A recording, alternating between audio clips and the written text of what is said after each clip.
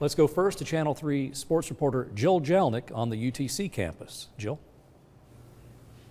That's right, guys. You know, anyone that knows of Pat Summitt's legacy knows that her impact goes far beyond the University of Tennessee.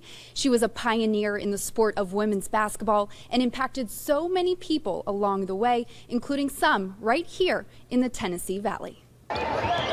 She was a strong person.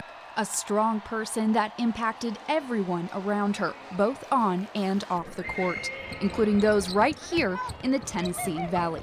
Jim Foster played against the legendary Lady Vols coach for 11 years when he was the head coach of Vanderbilt. But his favorite memory of Pat was not on the hardwood. Instead, it was when he invited all the SEC coaches to his house for dinner before the tournament.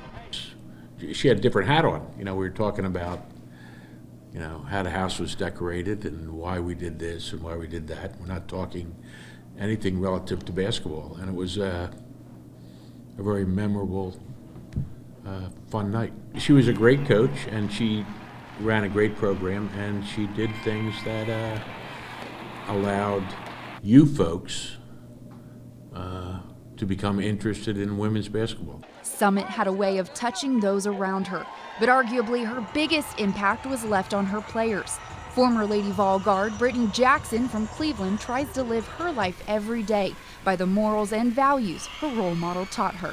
It's been a tough several years, these last few years, just the Lady Vol family, but I was blessed to be able to play for, such a great woman, and she started it, and we've got to finish it and continue to live out her legacy.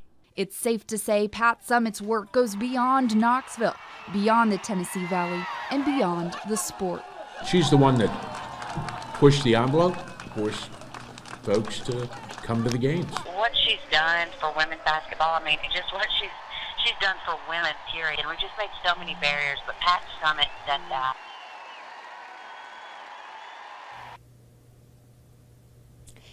As I mentioned earlier, her impact is bigger than the sport and goes much further than just right here in Chattanooga.